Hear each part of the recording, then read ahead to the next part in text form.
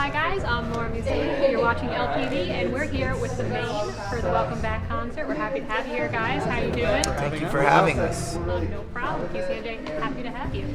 All right, so first question. You guys have new music dropping in April, I think I read. Is that correct? April the 7th, yes. April the 7th, and the single Bad Behavior is dropped. It's already out. It's already out. It came out this past week.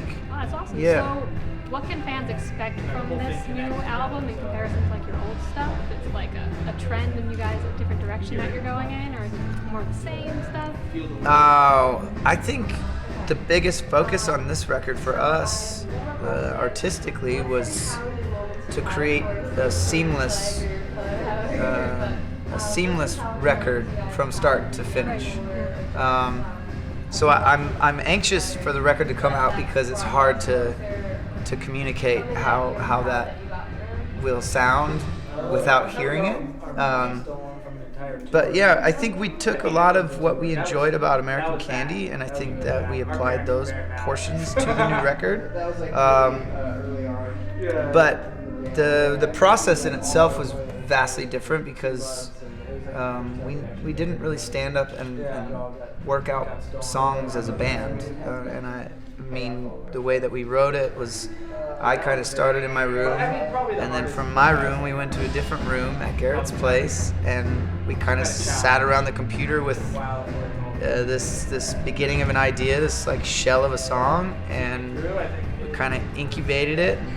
We sat on it, and then again another further room. And then we went to another room. There's a lot of rooms. And then those eggs hatched into a record. Oh, that's really cool. And that was the incubation process. So it was like a different process from previous. Yeah, normally. Normally we stand in a different kind of room and just like look at each other and play music and talk about who is doing something cool, who's not, and pick and choose parts like that. And feed off of it. But yeah. when we're feeding the ideas directly into the computer and kind of crafting a demo as we're going, we're only putting in the things that we like. We're not having to omit kind of all of the, like trim the fat. I think we were certainly more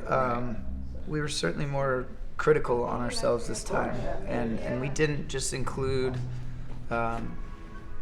things because we had that emotional attachment, like from the beginning. You know, we had the bias that was living there, and we I think we were more objective, like looking at songs this time. So we did. It's definitely, in my opinion, there's a thread that ties it all together, and hopefully people feel the same way.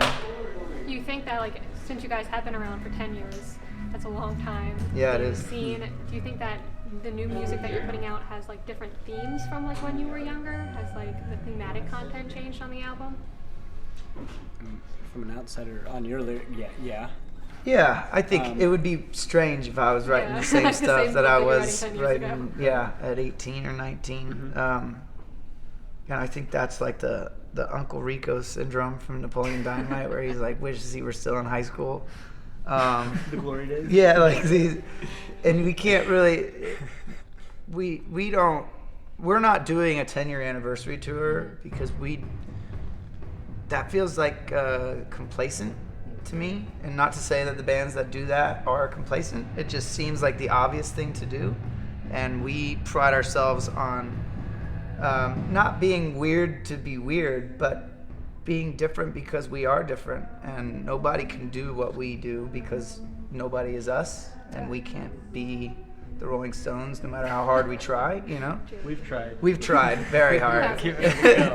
But I think, for us it's just, we put all this effort and all this focus and all this, emphasis on what's happening right now because that's all we have. So we want to really make sure that that's what the focus is, and that's what, the perception of our band and our current state is. So. Oh, that's awesome. So again, 10 years you've been in the scene. How has like your fans changed? Are you getting new fans? Are the old fans coming back?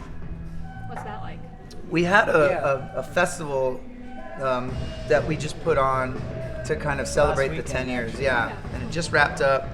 Where we kind of brought all of our biggest fans into one spot. What's crazy to me is like I think we had a conversation like 6 years ago or something like that. That was like, man, wouldn't that be cool if like, you know, people like drank at our shows and like got all loose and like, and now it's happening. At the time, we could like barely drink. Yeah, we were just We were like young. just freshly like 21, and now it's happening, and it's like just like louder and like crazier, and I don't know, it makes for like, it's just a trip to like, it's a trip to like know somebody from this weird dynamic, you know, like we're kind of on a different side of the stage and they're down there and they go to shows for the 10 years, and it's like, I remember when you like told me that you, like, I remember when you were a little kid and now you're here. It's crazy. And the people showing us pictures and stuff makes us not necessarily feel old, but feel very lucky to continue to do what we do, and very fortunate that this is still happening, you know, that people still care. So And you like can't not think about it, because people's like favorite thing to do. At it's least like, me, look at is, us. Look at this. Here's you as like a tadpole, basically. What do they say? So you can't, like, there's no escaping that. So I think it's kind of nice to constantly be reminded of how long we have been doing it and how many changes we've seen, not only in ourselves, but in kind of the reflection of ourselves and in our fans and in the way that people are perceiving what we're doing. Yeah. Matt, it's probably very cool to have kind of like a parallel growing up with the people who Absolutely. listen to music. Totally. Yeah, it's just huge extended family. Huge. Huge. All right, so one more question. What are you guys listening to now? You have any good suggestions for us? Yeah. Loaded we were question. just A bunch. Leif Volbeck. I Okay. believe that's how you say his name. But Alright. he's put out 2 songs, and if the rest of the songs sound like these 2, his record's gonna be sick. I slept on The Clash for a long time. I know it's not new, but I'm like diving back into everything now. Yeah, no, it's awesome. So While we were rediscovery. recording, we were listening to Ray LaMontagne a lot. Mm-hmm.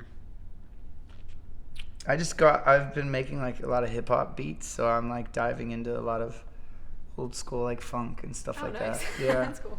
So we'll see. Ken's gonna rap over him. Yeah. We've established that. Yeah. I don't know. That's what's happening. Well, that's awesome, guys. Again, thank you for coming. TCNJ appreciate No, thank guys you for coming having here. us. Thank you for having No us. problem. All right, thank you guys for watching.